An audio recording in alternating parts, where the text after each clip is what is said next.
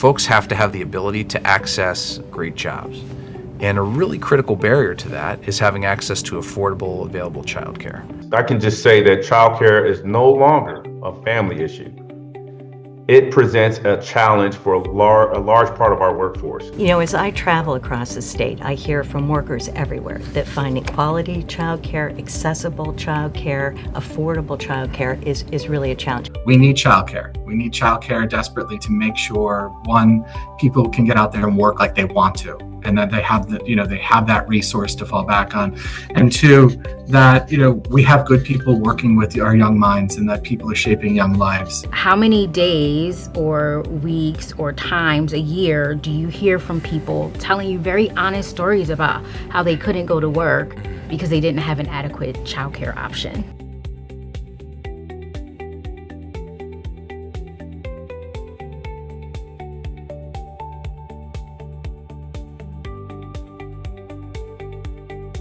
Are there areas for opportunity that you think OCDEL can leverage working with other agencies on the issue of childcare, similar to what you've been doing with the Department of Community and Economic Development? We're dual deputate, so we always do our work with the Department of Human Services and the Department of Education. But when we think about these other agencies that could support besides DCED, agriculture, labor and industry, even thinking about PennDOT. There's some pedestrian safety pieces that are really important to the curriculum in early learning programs. But our biggest piece has been really thinking about what workforce supports we can put in place. And I do know that partnership with labor and industry is really important, not just for the apprenticeship model, but also thinking about what other spaces can we kind of grow some providers and educators in the space as we think about the staffing crisis in childcare. You're an administration official here for us and a deputy secretary, but you're also a working parent. Yes. How critical do you see childcare as it relates to your job and to working Pennsylvanians in general? Very critical. So I probably bother everyone else a lot because I'm always reminding them that without a safe and adequate place to take your child, then people can't go to work. And so I think, I carry that as a mom, but I also carry that as the deputy secretary. I carry that as a former teacher, as an auntie in the space.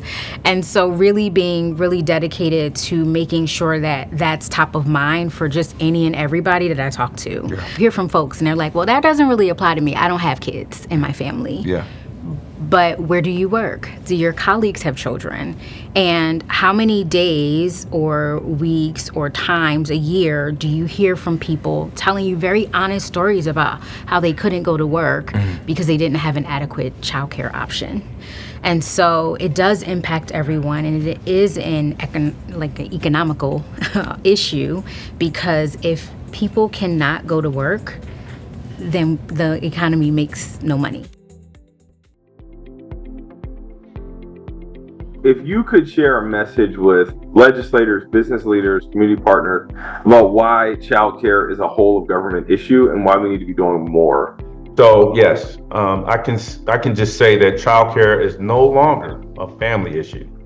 It presents a challenge for a large part of our workforce. It can affect the services across the Commonwealth that we provide, and ultimately is a broader economic obstacle that we take very seriously. So I just think in partnership with the legislators, with the Commonwealth agencies, state employees, providers of childcare services, if we're able to focus on a goal to make sure that our children are well taken care of for, then I think that we can make much progress in this area.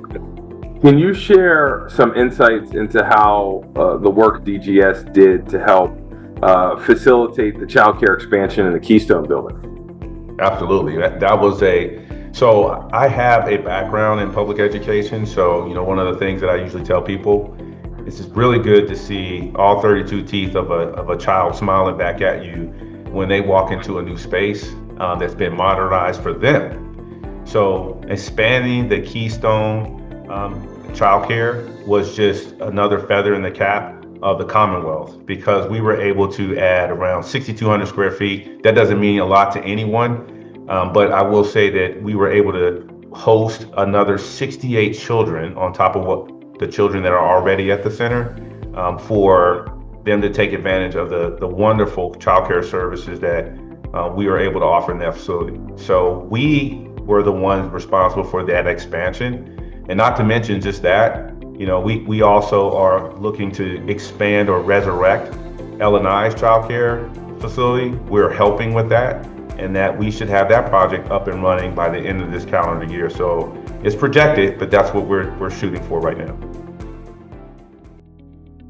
Your department, Labor and Industry, is currently going through the process of reopening its child care center, which closed during the pandemic. Can you talk briefly about what this means for the people who work at the L&I building? So for us at Labor and Industry, it was just a logical thing to do. Our workers were struggling with child care needs, trying to find quality child care that was available and met their needs.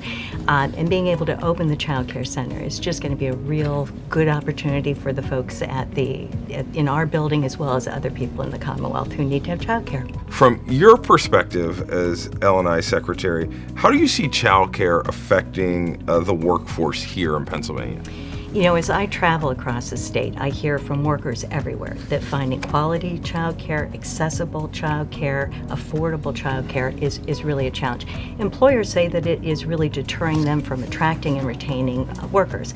So it's a need that is everywhere, and trying to find ways to make quality childcare, because childcare is such an important start for young people and for their future in academics and beyond.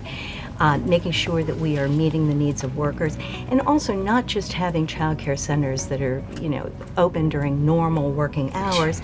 We have a whole lot of workers who are on shifts, and trying to find child care accommodations around those shifts really is important. And as we know, there's a wage gap. And post-pandemic, we know that the child care crisis is affecting women. And I am always concerned that we are going to increase that wage gap instead of contracting it. That is a critical need if we want to grow the workforce, but also if we want to see Pennsylvania's population growth. We know that one of the best ways to help support families is around the area of childcare. And I think if we can solve this issue, make it more accessible, make it more affordable, we'll continue to see Pennsylvania grow with a number of young families. And so that's exciting. At the beginning of 2025, our administration tasked each department to identify ways to support childcare in Pennsylvania. And whether that be driving down costs or finding ways to improve wages or by increasing access to childcare. And your department, the Department of Aging, proposed increasing pathways for seniors to enter the childcare workforce. Can you elaborate a little bit on what that looks like? Absolutely. One of the programs that we administer here at the department is called CSEP, the Senior Community Services Employment Program. And back when I was a AAA director, I had CSEP employees, which are older adults 55 and older that are reentering the workforce that need some help training and reintegrating. And we are very proud to be able to administer it all across Pennsylvania and really help bring people into the workforce that have transitioned from other employment. Childcare is a prime example where there's an opportunity to bring those individuals in and help them, transition into the childcare workforce, training them to be childcare workers, and they bring this beautiful wealth of lifelong experience with them. You hear about the foster grandparent program. You hear about grandparents volunteering for Success by Six and readings to students. In this childcare space, they hold a very special place, and they really can help transform the childcare space if we cooperate, work together as this administration does so well, and really help bring those older adults that want to work in this space to the training opportunities in childcare. For someone who thinks I don't have young children in the house anymore, childcare doesn't affect me, what would you want them to understand about why childcare matters for our aging adults? And what does it mean to cultivate those intergenerational relationships? One, I think you nailed it right there, your last point. Intergenerational relationships matter. The influence that older adults have on young adults is tremendous. They shape young adults, they shape young minds. That's how our next generation will come into to being adults themselves with that influence. So one, you're bringing a positive role model to younger adults, and you're bringing a level of understanding that people don't have in their 20s and 30s. Yeah. That it takes a lifetime of lifelong learning to achieve. The second piece too is it helps keep the economy going. We need to keep parents working, and to do that, we have grandparents who oftentimes aren't being paid that are watching grandchildren. Well, if you could share one message, and you talk to a lot of policymakers and senior services organizations, one message about why including childcare options in planning could be beneficial, what would it be? Childcare matters. Childcare is important. Childcare helps us get people out into the workforce. Childcare benefits, I always go at it from single parents, either father or mother. We need childcare. We need childcare desperately to make sure, one, people can get out there and work like they want to, and that they have that resource to fall back on, and two, that we have good people working with our young minds, and that people are shaping young lives. And I really think there's a lot of room here for us to work with older Pennsylvanians who do want to come back into the workforce and find this space. How critical to economic development do you see you as DCED secretary and as a working parent, do you see childcare? Look, businesses can't succeed without workers. And actually, in Pennsylvania, as we sell Pennsylvania on the global stage, we focus on the strength of our workforce. It's actually one of our very best assets, whether it's building trades folks building buildings, whether it's skilled folks working in manufacturing, whether it's elite talent in law or business or technology. Those people are what makes this economy go. And if folks want to have rich lives here, if they want to grow old here, have families here, we've got to have strong childcare for them, again, all across the state. And so from that perspective, it's critical. It's an enabler to making sure that folks can go out and get jobs. And that's why I'm so pleased actually with your leadership that we've been able to bring together different agencies to focus on this as the multidisciplinary issue that it really is. That's awesome.